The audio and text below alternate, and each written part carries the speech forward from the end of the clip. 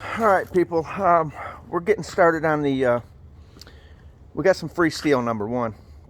This is that steel that I pulled off the over by Tractor Supply.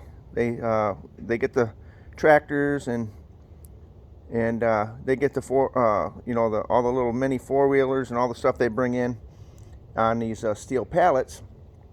And of course, I grabbed them and took them apart and put some oil on them so that they wouldn't just rust away. What I'm building here is a pull-behind dump trailer for the four-wheeler. And it's going to have four wheels on it. They're going to pivot. You're going to see when it comes together what a beauty this is going to be. It's going to be electric over hydrostatic dump trailer. It's going to have up and down. And I think you're really going to be happy when you see the product at the end. Now, what I'm doing here today is I'm doing a review. First of all, let me get this out of the way. I bought this little guy. And look how small this is, this little square. This is really handy for fabricating. Most of the time they're twice this size when you're like building rafters and so forth. But this was just a little guy that I found somewhere, and I said, I think I'm going to need that, which turned out to be pretty handy. Now, here's the situation. You see all them cuts right there, right? Most of them, the straight cuts I made with the Evolution. The Evolution, and it cuts really nice. As you can see, it doesn't heat the metal up. It just puts these little chips. And then you can easily vacuum them up or take a leaf blower and clean them off.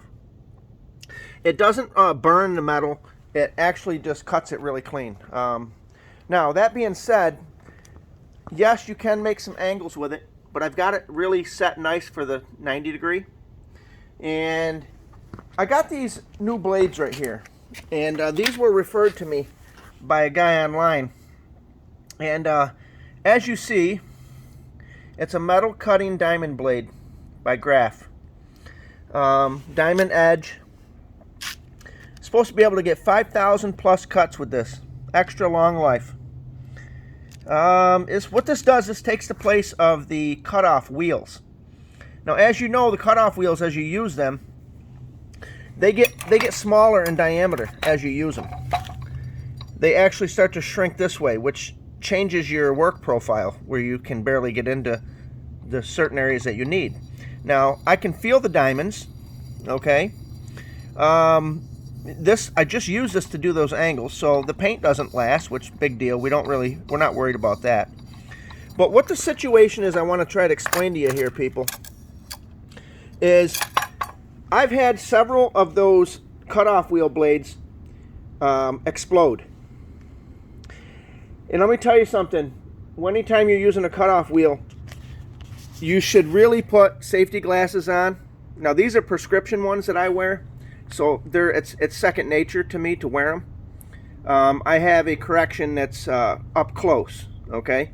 So I always wear mine, okay?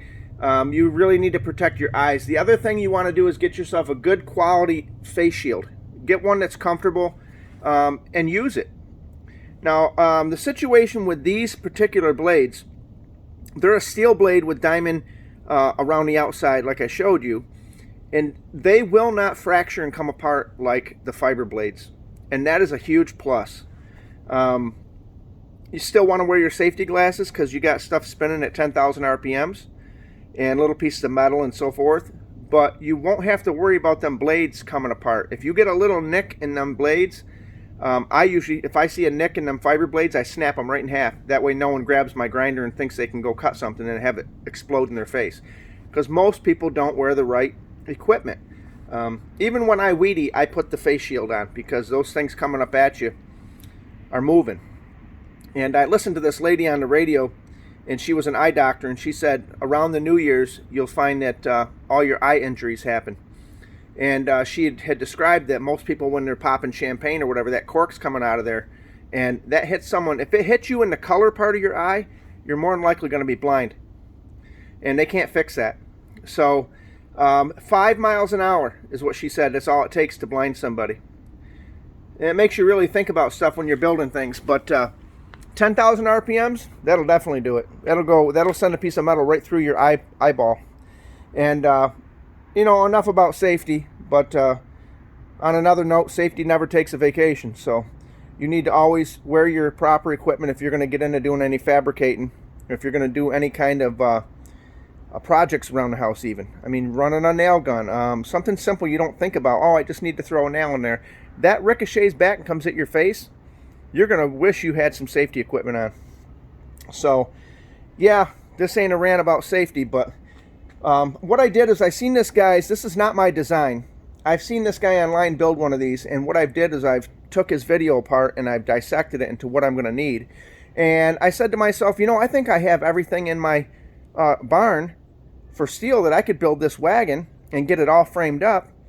There is a few things I'm going to need. I'm going to need to go get a 4x8 sheet of like 14 gauge or something like that. It's going to be a metal dump trailer, and I'm going to need to buy the hubs, and I'm going to need to buy the axles, which not a big deal. I mean, if I've got $1,000 in this when I'm done, I'll be pretty happy with that. The other thing I'm going to need to buy, and I see them online for a couple $100, you can get the whole hydrostatic over electric over hydrostatic dump, the dump pump and all that, and I'll just have to get a ram. But the guy's got this nice trailer online, and I'm copying his idea, and I'm going to see if I can't come up with a really nice tow-behind dump trailer. And the good thing about this is the way the guy was explaining online was if you put the high-speed bearings on the wheels, you can actually hook this up to your truck if you have a small truck, like I have a small Tacoma, and you can go down to the local area where they sell stone or dirt, and you can fill it up and bring it back, and you've got a nice dump trailer. It's nothing huge and nothing big, but if you need a yard of topsoil or you need some mulch, you can go do that relatively easy, bring it home, hook it to your four-wheeler and take it where you need around the yard. And I'm going to use four-wheeler tires so that they're a little bit, how do I say, like a balloon, like a four-wheeler kind of floats across the soil without tearing it up. But enough about that. Getting back to the steel, as you can see, it still has the mill scale on it. This is where I've actually cut pieces off, and then I just put oil on everything so that it would protect it from rusting. As you can see, even the inside of the steel, now this is over a year old. I just kept it in my barn, and I put oil on it, a little bit of penetrating oil. But you can see how that diamond wheel cuts it.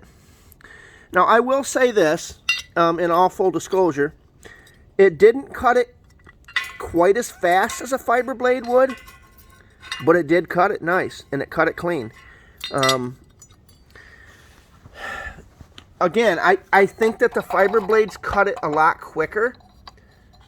I don't say maybe 20-30% quicker, but this is clean. And again, you don't have to worry about the blade shattering on you. And let me tell you something, that little adapter right there brought this grinder back to life. This was the old style grinder where the piece had to go up in it, and I got that adapter I had on a video before. But yeah, we're going to do the review on it, and we're going to see. I bought two of them. They're around 15 bucks each. And I'll tell you what, if I get, if I got 100 cuts out of this, I'd be happy. Really, because by the time you buy enough fiber blades to get 100 cuts, it'd be well over 15 bucks. I mean, but they're saying 5,000 cuts with this thing. Well, we're going to see. We are going to see, that's for sure. But, you know, diamond's a strong material, so. But, yeah, that's the situation. This is about 7 feet long right here. And the actual dump trailer is going to be 4 feet wide by 6 feet. And it's going to have sides that come up straight up and out and back up again. That way, it's kind of like a transition. When you dump it, the material will come out. I'm mainly getting this for... I'm mainly building this for going out in my woods and getting up some of the wood that's out there. I've got quite a bit of land that has trees. And I had the little wagon that I bought off Craigslist, and it's just coming apart. It can't handle the abuse that when you throw wood and blocks of wood and stuff in there. But here's some more of the steel here. Now this is some of the stuff I left outdoors. But as you can see, this is just regular 1x1. And I have a bunch more steel out back more of this 2x3 stock. And I'll tell you what, that 2x3 stock, go price that right now. There's probably $600 worth of material here, if time you figure it all out, that I got for free. And I'll tell you something, the next time I go by Tractor Supply and they've got them skids out there, I'm loading my other trailer up with them as much as I can stack them. And I'm going to bring them home because that's free, free, free. And I like that. So, well, all right, people. Happy Thanksgiving, by the way. This is a Thanksgiving video. And, hey, let's not forget, we got the Hobart.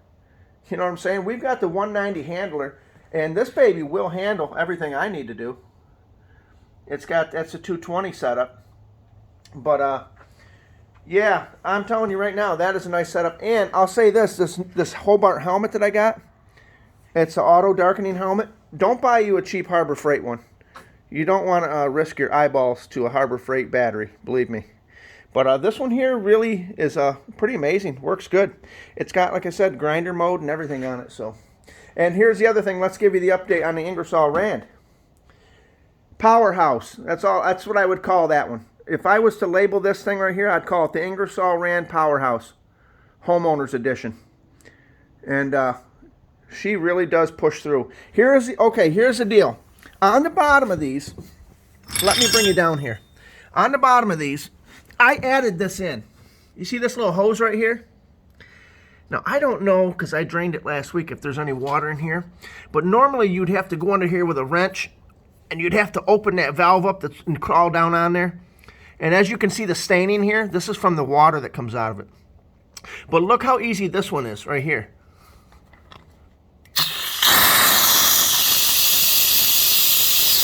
See that? Look at that. That's a little bit of water right there. And that's easy enough to do. You don't have to come down there with a wrench and all that. You just go ahead and open that baby up. And then you close it off. And that's the deal with that. I'm glad I bought that. That was about 20 bucks, I think, $21 at Tractor Supply.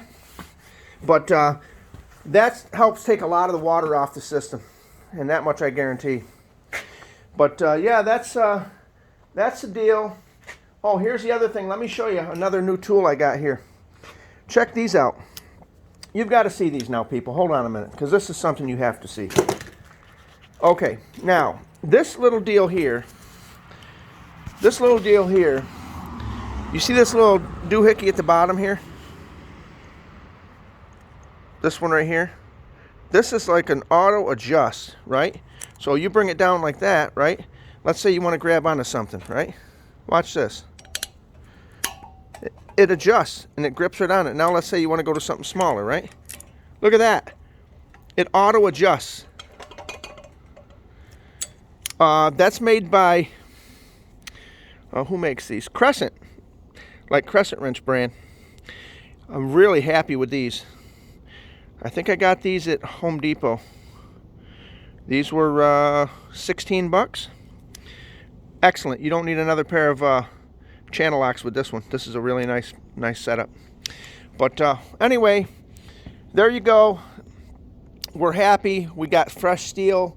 We've got a welder. We're going to make some stuff, and we're going to get back out there and start getting this trailer built over this holiday and see if we can't extend the season of going to get wood out back. All right, people, this is Bry. I've got to get on down the road.